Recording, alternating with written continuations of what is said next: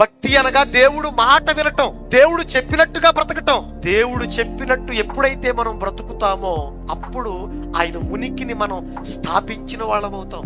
కానీ ఈరోజు దేవుడంటే భయము భక్తి లేకపోవటం వలన ఈరోజు సాక్షాత్తు దేవుని స్వరూపాలుగా ఉన్న మనుషులందరూ కూడా వాళ్ళు చేస్తున్న కార్యక్రమాలు, వాళ్ళు మాట్లాడుతున్న మాటలు చూస్తుంటే బాబోయ్ ఘోరం ఘోరం.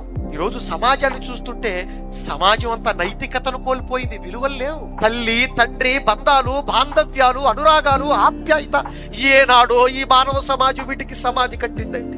ఎక్కడ దాకా వద్దండి. తల్లిదండ్రుల పట్ల పిల్లలు ఎలా బ్రతుకుతున్నారో తెలుసా అండి? తల్లిని ఏమే అనేవాడొకడు, తండ్రిని ఎరా అనేవాడొకడు పాతి పెట్టొద్దండి. ఏమనుకుంటున్నారు తల్లిదండ్రులు అంటే? బాబోయ్ బాబోయ్ అని కేకలు వేసి రక్తంతో పాటు మళ్ళందరినీ బయటికి తీసుకొచ్చిందండి. తల్లి రక్తంతో పాటు తన బ్రతుకుని పణంగా పెట్టి మనసు పెడితే ఇవన్నీ కూడా అర్థమవుతాయి. మాట వింటే దేవుడిని స్థాపించినట్లు అవుతుందండి. కానీ ఈరోజు మనుషులందరూ కూడా నేరాలు ఘోరాలు చేసి, ఏంటి వీడి దేవుడు కుమారుడా, ఈమె దేవుడు కుమార్తె, వీళ్ళ భక్తి చేసేది, భక్తి పేరిట ఎన్ని దౌర్భాగ్యమైన కార్యక్రమాలు, ఎన్ని అన్యాయపు కార్యక్రమాలు. దేవుడంటే అందరినీ ప్రేమించమని చెబుతాడు. దేవుడంటే ఒకరినొకరు ఆదరించుకోమని చెబుతాడు. అవసరమైతే నీ బ్రతుకుని పణంగా పెట్టి ఇంకొక జీవితాన్ని వెలిగించని చెబుతాడు. అదే కదండి యేసు ప్రభు ఈ ప్రపంచానికి వచ్చి చెప్పింది.